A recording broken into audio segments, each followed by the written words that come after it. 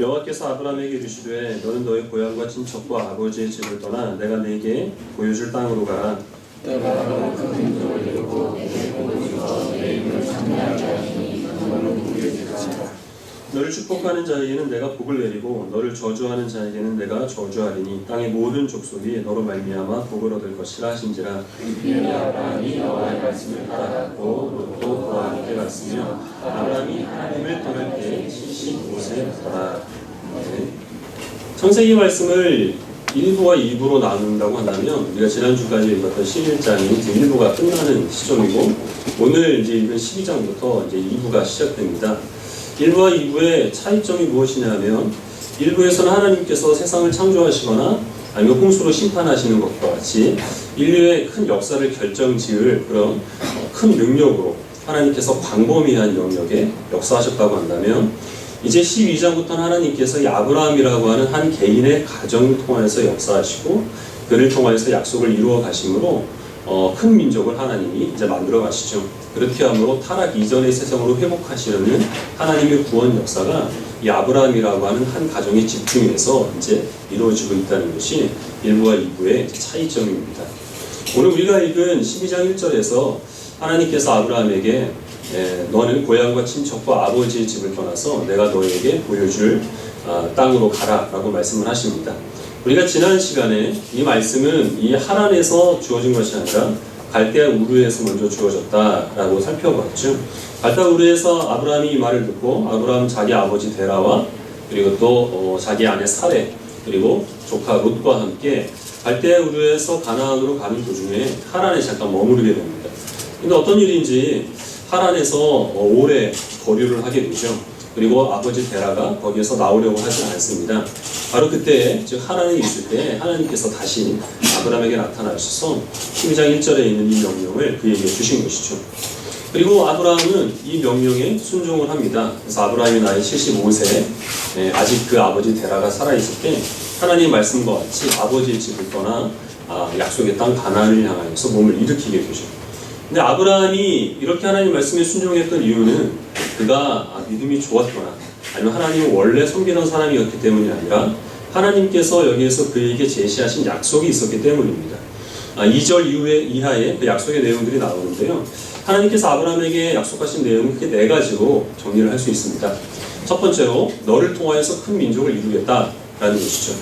너를 통하여서 큰 민족을 이루겠다라는 약속은 지금 75세가 되도록 자녀가 한 사람 없는 이 아브라함에게 어떤 큰 민족의 시조가 되겠다라고 하신 약속입니다. 두 번째로 너에게 복을 주겠다라는 것인데 이 당시 사람들이 생각했던 복은 자녀가 많아지는 것과 더불어서 이 많은 재산을 모으는 것을 의미했습니다. 그래서 아브라함은 이 너에게 복을 주겠다는 말씀을 하나님께서 나를 부유하게 하시겠다라는 약속으로 받아들였던 것이죠. 세 번째는 너의 이름을 창대하게 하겠다라는 것입니다. 너를 유명하게 해서 많은 사람들이 너의 이름을 알게 하고 너의 이름이 그 후대까지 빛나게 하겠다라고 하나님께서 약속하셨습니다. 마지막 4번째는 너를 복이 되게 하겠다는 것입니다. 아브라함에게 복을 주실 뿐만 아니라 아브라함 자체를 복으로 삼으셔서 하나님이 아브라함에게 주시는 많은 은혜들을 그 이웃들에게 세상 사람들에게 전하는 축복의 통로로 삼으시겠다는 겁니다. 누군가 아브라함을 저주를 하게 되면 하나님께서 그 아브라함을 저주하는 것으로 인하여서 그를 벌을 주게 되고 아브라함을 잘 대하거나 축복하는 사람에게는 하나님께서 그에게 복을 주셔서 모든 족속이 아브라함을 통하여 하나님께서 그에게 허락하여 주시는 이 복과 은혜를 나눠 갖게 하시는 축복의 통로로 삼으시겠다는 약속을 그에게 허락하여 주셨습니다. 이 약속이 갖고 있는 의미를 우리가 조금 더 깊이 이해하기 위해서는 당시 사람들은 바벨탑을 쌓다가 흩어진 사람이라는 사실을 우리가 기억할 필요가 있습니다. 바벨탑을 쌓던 사람들이 의도했던 것은 우리가 한 곳에 모이자라는 것이죠. 우리가 거대한 나라를 만들자라는 것입니다. 거기에 비해서 하나님께서 아브라함에게 주신 약속은 사람이 만드는 나라가 아니라 내가 만드는 나라에 너의 후손들을 백성으로 삼겠다라는 것이죠. 내가 만드는 그 나라에 너희 후손들이 백성이 되어서 나를 왕으로 섬기게 될 것이라 라는 약속이기 때문에 바벨탑을 쌓던 사람들이 의도하는 것과는 전혀 대조적인 것입니다. 바벨탑을 쌓던 사람들이 목적으로 했던 것은 자기의 이름이 드러나는 것이었죠. 우리가 하늘에 바벨탑을 쌓아서 우리의 이름을 내자라는 겁니다. 거기에 비해서 하나님께서 아브라함에게 약속하신 것은 내가 너의 이름을 창대하게 하겠다라는 겁니다. 사람이 자기가 갖고 있는 능력으로 자기의 영향력을 과시하고 그래서 사람들의 인정을 받기 위해서 노력하는 것이 아니라 하나님께서 전능하신 손 아래서 아브라함을 높일 때가 있기 때문에 그때를 기다리며 믿음으로 순종하는 것을 하나님께서는 아브라함에게 요구하신 것이죠. 바벨탑을 쌓던 사람들은 자기네들이 이 쌓아올린 탑을 통하여서 자기네들의 권위를 과시하고 그것으로 인하여서 다른 사람들이 위에 군림하고 다스리는 것이 목적이었습니다. 그런데 하나님께서 아브라함에게 주신 이 복에 대한 약속은 아브라함 한 사람을 유익하게 하는 것이 아니라 그 아브라함을 통하여서 그 주변에 있는 사람들이 복을 나눠 갖게 하시는 것이 목적이었던 것이죠. 그래서 아브라함에게 하나님께서 약속하신 복은 이 당시에 아브라함 외에 바벨탑을 쌓고 있던 그 당시 사람들이 추구하던 것과는 전혀 다른 것이기 때문에 하나님께서 아브라함에게 하신 말씀, 너는 고향과 친척과 아버지의 집을 떠나라 라는 것은 이사를 가라, 분가를 해라 이런 명령이 아니라 네가 지금까지 살아왔던 세상과 완전히 결별하라는 겁니다. 바벨탑을 쌓고 있는 이 세상의 사람들이 섬기고 있는 그 우상을 너는 떠나야 될 것이고 그 당시 사람들이 갖고 있었던 이 가치관, 우선순위, 생활 방식들 이런 모든 것과는 완전히 다 담을 쌓고 하나님께서 새롭게 세우시는 통치 원리 가운데 들어오는 새로운 세상을 살아라 라고 하는 것이 하나님께서 아브라함에게 주신 명령입니다. 근데 아브라함은 이 명령에 순종을 합니다. 그런데 우리는 이 아브라함의 순종이 사실은 아브라함의 어떤 그 믿음 때문에 그가 그 믿음의 탁월함으로 인하여서 내린 결정이 아니라 그 당시에 그는 어쩔 수 없이 이런 선택을 할 수밖에 없었다고 지난주에 살펴봤죠. 아브라함은 그 아버지에게서 물려받을 유산을 기대할 수 없는 상황이었습니다. 갈대아 우르에서 하란으로 거처를 옮겼기 때문에 이 데라의 소유가 된 땅은 하나도 없는 그런 상태였죠. 아브라함은 당연히 그 아버지에게서 기대할 것이 아무것도 없었습니다.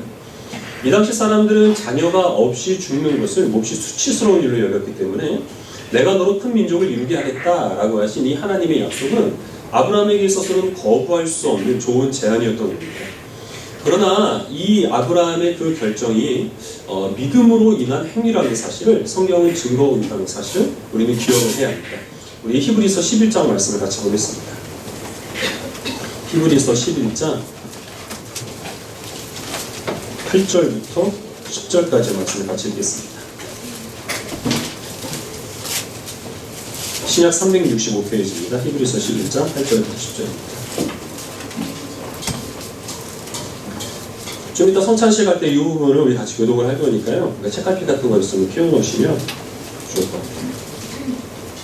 히브리서 11장 8절부터 10절까지 우리 한 목소리로 같이 읽겠습니다. 시작.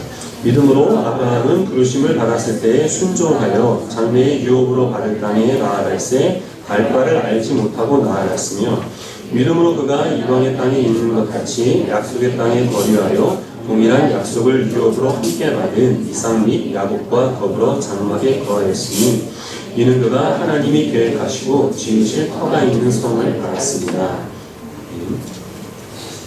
아브라함의 이 하나님 말씀에 순종하여서 가나안 땅으로 가서 거기에서 그 거처지를 정한 행위는 이 아브라함을 모든 영적인 조상으로 삼고 있는 우리 그리스도인들이 본받아야 될 믿음의 행위라고 히브리서 기자는 얘기합니다.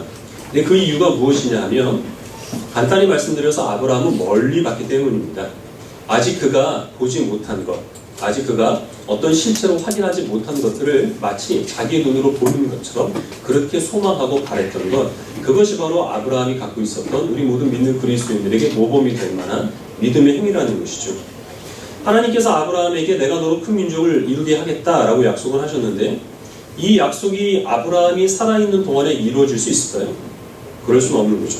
왜냐하면 75세가 되도록 아이가 없었기 때문에 하나님께서 그에게 당장 아들을 주신다 하더라도 아브라함은 자기가 손주를 보고 눈을 감을지 그렇지 않을지도 장담하지 못할 그런 늦은 나이였습니다.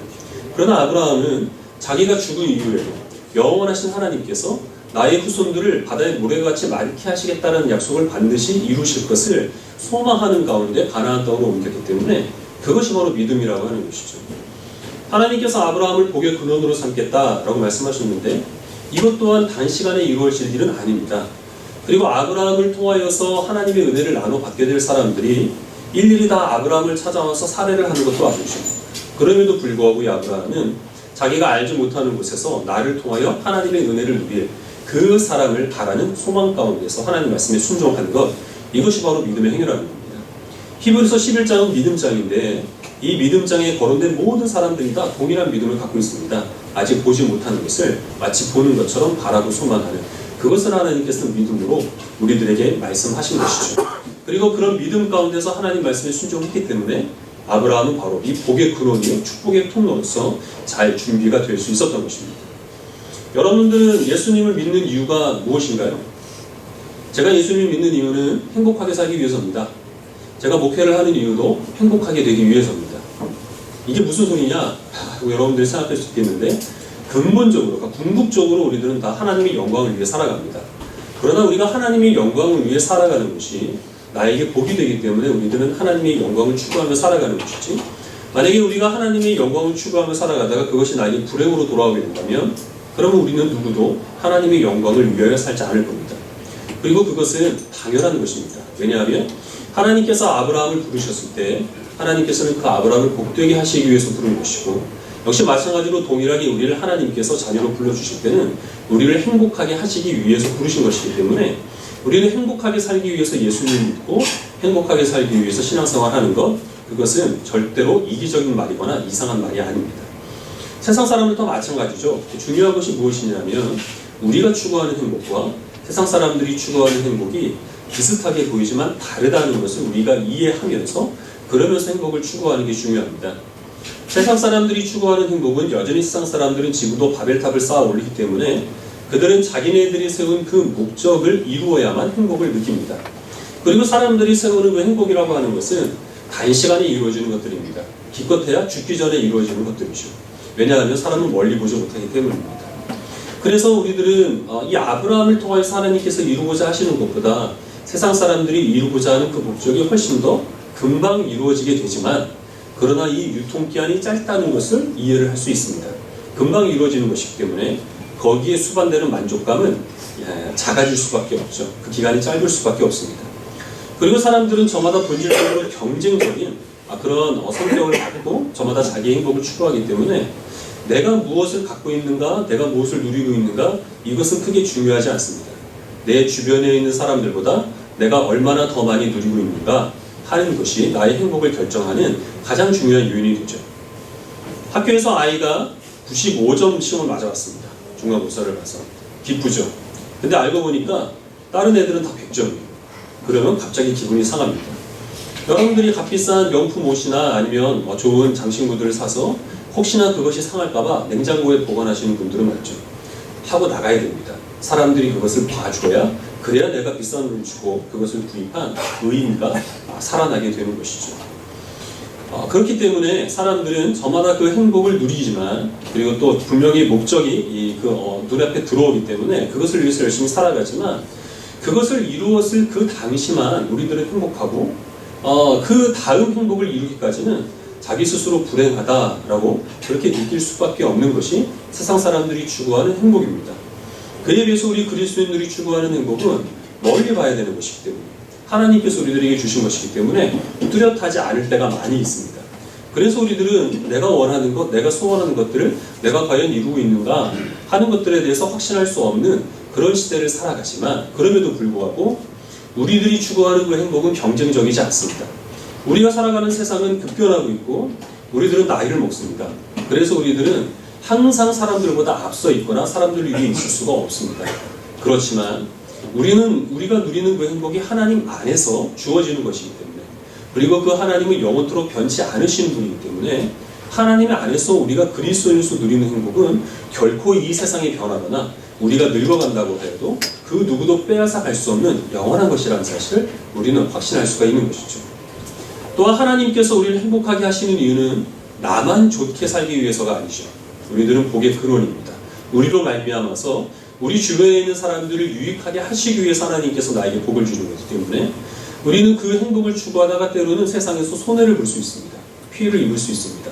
그러나 그럼에도 불구하고 우리는 내가 입는 그 손해와 피해로 인하여서 다른 사람들이 유익하게 된다면 나는 복의 근원으로 세상 앞에 서게 된 것으로 인하여서 감사할 수 있는 것, 이것이 바로 세상 사람들과 우리 그리스도인이 누리는 그 근본적인 복의 차이점이죠. 하나님께서 우리를 하나님이 허락하여 주시는 이 복과 은혜 가운데 우리를 불러주셨고 우리는 그 가운데서 기쁜 마음으로 살아갑니다. 여기 계신 모든 분들은 좋은 교회를 다니고 있기 때문에 세상적인 만족과 세상적인 복을 추구하면서 그것을 마치 신앙적인 것으로 그렇게 오해하고 있지는 않은 줄로 압니다. 그리고 또한 우리는 우리가 복을 구하고 하나님의 은혜를 구하지만 그것이 나만을 위한 것이 아니라 나의 가족과 내 지체와 그리고 이웃을 위한 것이라는 사실을 우리는 잘 알고 있죠. 우리는 이제 이 예배를 통하여서 하나님의 은혜를 누리고 세상 앞에 복의 근원으로 서게 됩니다. 그런데 한 가지 우리가 꼭 기억해야 될 것이 무엇이냐 하면 내가 복의 근원이 되기 위해서 하나님께서 나를 통해 주님의 뜻을 이루기 위해서 세상 앞에 나아가는 것은 중요한 일인데 그 전에 나 자신이 얼마나 하나님께서 허락하여 주신 이 충만한 은혜 가운데 있고 그리고 또한 내가 얼마나 나를 사랑하시는 하나님의 은혜 가운데 붙들려 있는가 하는 것을 먼저 알고 그 다음에 복의 근원으로서 세상에 나가야지. 이것이 되지 않으면 우리들은 잘못하면 굉장히 위험한 상황 가운데 세상에 나아갈 수가 있다고 하는 것이죠. 하나님께서 우리에게 주시는 그 모든 목적들은 우리가 살아있는 동안에 이룰 수가 없는 겁니다. 그래서 우리들은 늘 하나님이 주신 그 목적을 추구하는 과정 가운데서 행복감을 느끼는데 우리의 삶 가운데서 이것을 완성을 볼 수 없기 때문에 우리들은 사실은 늘 하나님이 주신 그 복과 은혜가 나의 삶을 주장한다는 사실에 대해서 만족하는 삶을 살아갑니다. 절대 무엇인가를 우리가 이뤘다고 해서 허탈해할 수가 없다는 것이죠. 그러나 내가 지금 누리고 있는 이 복이 무엇인지를 모른 채 내가 복의 근원이 되겠다라고 세상에 나아가는 건 무모한 일이라는 거죠. 예를 들면 내가 나중에 유명한 사람이 되고 내가 나중에 부자가 되어서 하나님께서 나를 통하여서 하나님이 하고 싶고자 하는 일에 도움이 되겠다라는 그러한 믿음을 가지고 내가 지금 나를 사랑하시는 하나님의 은혜를 알아가는 것과 그 하나님께 예배를 드리는 것과 하나님의 말씀으로 인하여서 내가 축복의 통로로 연단되어야 되는 그 과정을 소홀히 여긴다면 우리는 결코 세상 앞에 축복의 통로로 설 수가 없게 된다는 것이죠. 우리가 하나님 앞에서 그리고 세상 앞에서 주님이 주신 그 일을 감당하기 위한 복의 근원으로 서기 위해서는 우리가 얼마나 복된 하나님의 백성이고 하나님께서 우리를 얼마나 사랑하시며 그 하나님께서 나에게 맡기신 그 책임과 그리고 또한 하나님이 그 소원이 무엇인지를 우리가 분명히 이해하고 세상 앞에 서야 됩니다. 우리 신명기 33장 말씀을 같이 보겠습니다. 신명기 33장 26절부터 29절입니다.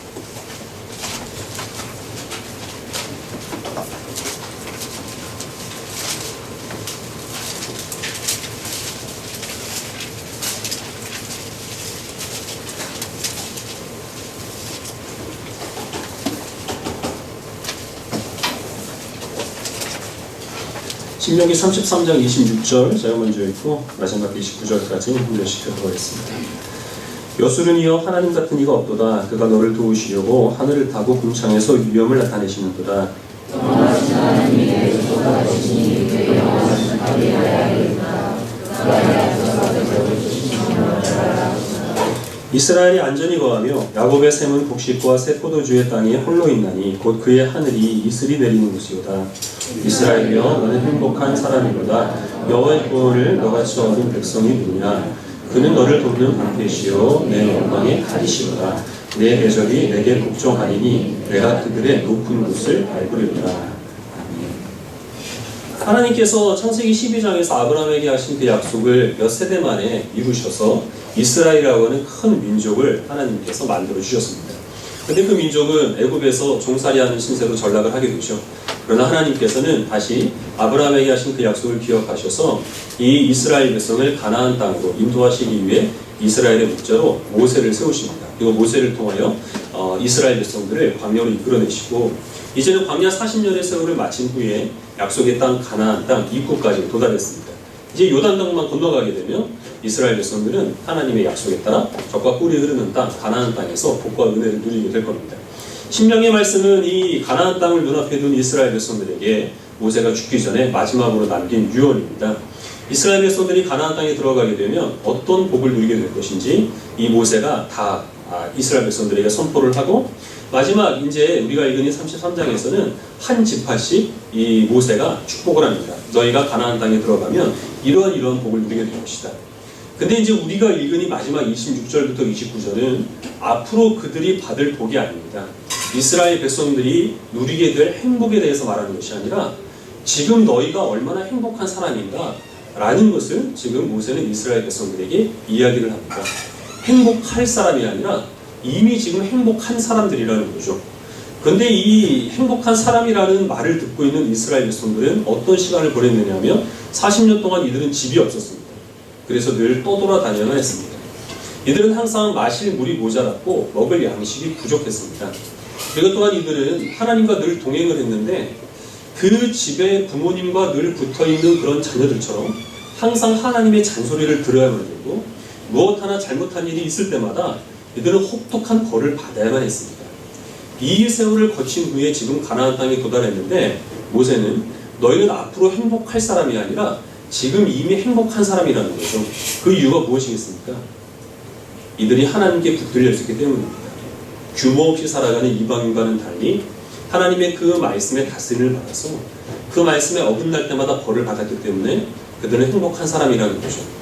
항상 그들은 목마르고 배고팠지만 자기네들이 수고하여서 거둬들인 곡식이 아니라 하나님께서 내어주신 만나와 하나님이 반석을 갈라내신 그 물을 마시며 살았기 때문에 그들은 행복한 사람이 될 수가 있는 것입니다. 이들은 대적의 공격으로 많은 어려움을 받았지만 하나님께서 친히 이들을 대신 싸워주셔서 그래서 이들이 승리할 수 있었기 때문에 이들은 행복한 사람이었고 무엇보다 이제 이들은 가나안 땅에 들어갈 소망이 있습니다. 그 소망이 있기 때문에 이들은 이미 행복한 사람이라는 겁니다. 이것은 이스라엘 백성들을 향한 선포이기 이전에 이 모세 자신에 대한 고백이기도 합니다. 모세는 80세가 되어서 늦은 나이에 이스라엘 목자로 부름을 받습니다. 이스라엘 목자로 부름 받았는데 이 모세가 40년 동안 한 일이 무엇이냐면 군대로 치면 상병입니다. 밑에서는 이스라엘 백성들이 맨날 치고 올라오죠.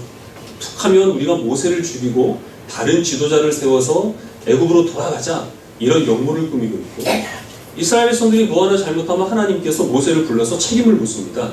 왜 이스라엘 백성이 이 모양이냐 저 모양이냐.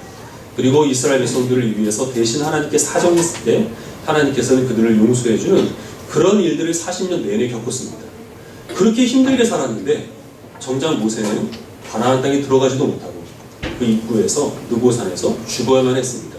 그럼에도 불구하고 지금 모세는 나는 정말 행복한 삶을 살았다 이렇게 자기의 삶을 회고하고 있는 것이죠. 왜냐하면 하나님께 붙들려 있었기 때문에 하나님의 일에 쓰임받았기 때문에 자기는 가나안 땅에 들어가지 못하도 내가 인도한 이 이스라엘 백성들이 나를 통하여서 가나안 땅에 들어갈 수 있었기 때문에 축복의 통로로 살아갔던 그 삶이 결코 헛되지 않고 복된 삶이라는 것을 지금 그의 입으로 고백을 하고 있는 것입니다. 여러분들은 어떻습니까? 여러분들 자신이 지금 행복한 사람이라는 그런 고백을 늘 하나님 앞에 드리고 살아가고 있나요? 만약에 그렇지 못하다고 한다면 내가 지금 추구하고 있는 이 행복이 하나님께서 아브라함에게 주신 것과 같은 하나님이 약속하신 행복이 아니라 세상 사람들이 추구하는 일시적이고 금방 허탈감이 몰려오는 그런 행복이 아닌지 우리는 심각하게 돌아봐야 할 줄 압니다. 제가 그리스도인이라고 하는 정체성에 대해서 큰 회의를 느꼈을 때가 있었습니다.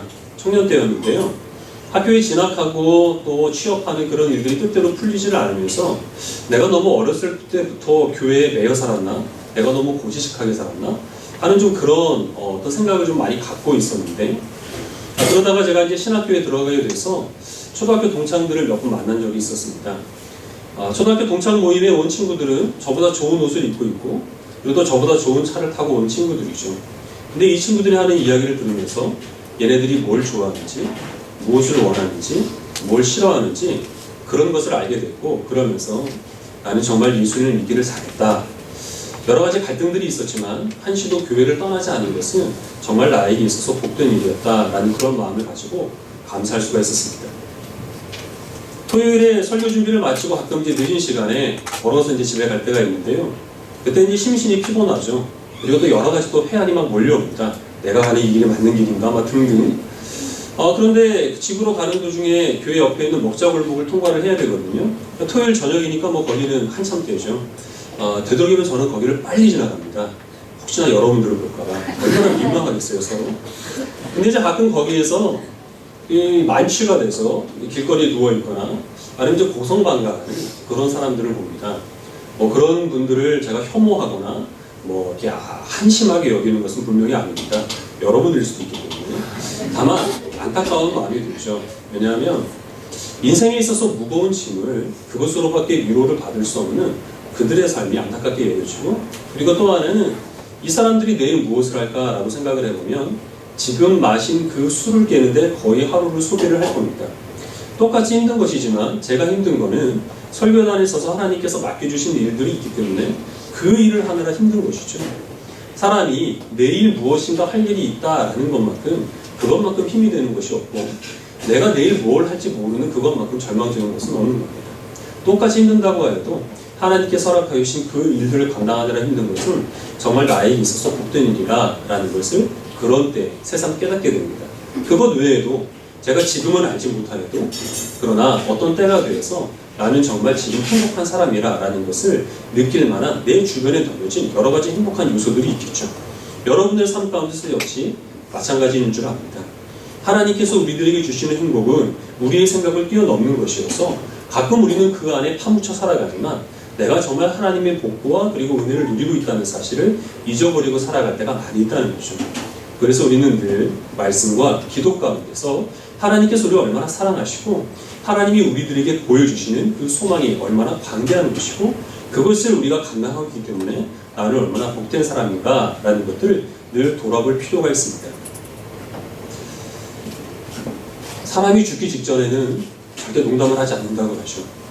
그리고 모세는 제가 알고 있는 어떤 사람보다 진중한 사람입니다. 저는 모세가 농담하는 것을 들어본 적이 없습니다. 창세기서부터 신명기까지 모세 오경에 어떤 농담이나 유머나 성대모사 이런 것들이 들어있는 것 여러분들이 발견하신 적 있으면 저에게 한번 말씀을 해주십시오. 저는 모세와는 달라서 농담하는 거 굉장히 좋아하고 여러분들 웃든지 웃지 않든지 저는 설교 중에 늘 농담을 합니다. 그렇지만 결론 부분에는 항상 저는 진지해집니다. 여러분들 헷갈리지 말고. 설교의 이 마지막 부분에 모세가 마지막 남긴 이 39절 말씀을 다시 한번 읽고 말씀을 맺도록 하겠습니다.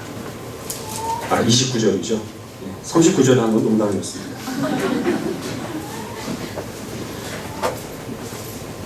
(33장 29절) 같이 읽겠습니다. 시작. 이스라엘이여 너는 행복한 사람이로다. 여호와의 구원을 너같이 얻은 백성이 누구냐.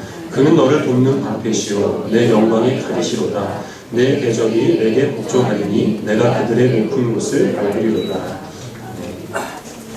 삶이 힘들 때 여러분들이 신자로 살아가는 그 만족과 그리고 보람이 금방 느껴지지 않을 때 나는 하나님을 이렇게 섬기는데 하나님께서 나에게 베풀어 주시는 복이 무엇인가 하는 것에 대해서 의심이 생길 때마다 여러분들이 지금 읽은 이 신명기 33장 29절에 있는 말씀 가운데서 이스라엘 대신 자기 이름을 넣어서 몇 번 반복해서 읽어보시길 바랍니다. 그리고 이 말씀이 내 삶 가운데 현실이 될 수 있도록 기도하시기 바랍니다. 이 말씀은 세상이 주는 복이 아닙니다. 세상이 보장해주는 헛된 약속이 아니라 하나님께서 보장해 주시는 약속이기 때문에 이 약속을 믿고 바라는 성도들에게 하나님께서는 반드시 이 약속을 이루어 주실 줄로 믿습니다. 이것을 믿는 믿음으로 우리가 이 말씀에 힘을 얻어서 그래서 축복의 통로로 세상 앞에 서게 될 때 우리는 비로소 하나님께서 우리들에게 부탁하신 모든 일들을 다 감당할 수 있는 복의 근원의 그런 준비를 갖춰가는 주의 백성이 될 수가 있는 것입니다. 하나님께서 우리들에게 허락하여 주신 그 복과 은혜에 우리가 충만하게 젖어들어서 그 복을 늘 자랑하며 그 은혜에 감사하며 복의 근원을 세상 앞에 서게 되는 모든 성도들이 되시기를 주님의 이름으로 축원합니다. 기도하겠습니다.